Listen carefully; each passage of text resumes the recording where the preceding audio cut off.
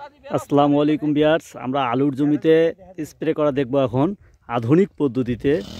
এটা একটা four stock machine, দুটো নজল সম্পূর্ণ, যা বাঁশের সাহায্যে একসাথে প্রায় 15টা নজল দিয়ে স্প্রে করতেছে। এটা মূলত বারবুদিপুর দিনাজপুর মিসেস আসিমা টেরাসের সৌজন্যে কৃষক, উনি নিজেই আসিমা টেরাস, উনি নিজেই এই কাজটা করতেছে। দেখেন মূলত একবারে কিভাবে 15টা ডারাও বলা যাবে বা 15টা আইল বলা যাবে এই ধরনের জমিতে একবারে স্প্রে করছি। এনার ঘাড়ে মেশিন, ইলেকট্রিক্যাল চালিত মেশিন, আর ওনার ঘাড়ে পানি রাখা হয়েছে। এই পানির কারণে সম্পূর্ণটা ওনার ঘাড়েই ঔষধ সহ দেওয়া আছে। ওনার ঘাড়ে প্রায় মিনিমাম 25-30 লিটার মতো পানি আছে। আমরা মূলত তাদের স্প্রেটা দেখব।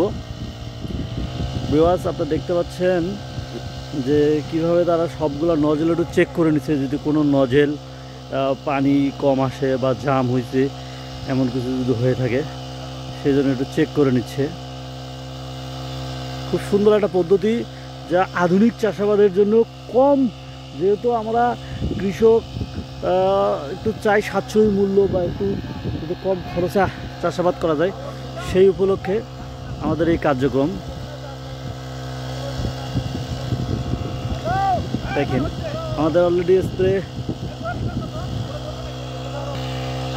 এই দেখেন আস্তে আস্তে আসতেছে, যাতে প্রতিটা ডাড়ায় ডাড়ায় তারা পানি পায় এবং প্রতিটা পানিতে তারা স্প্রে করতে পারে।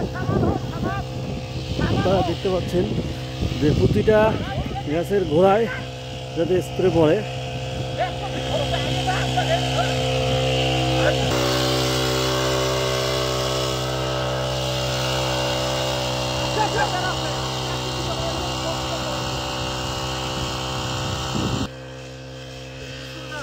দেখেন কিভাবে আবার স্প্রে করা হলো। এটা মূলত জমিটা প্রায় ধরেন 30 শতক জমি হবে।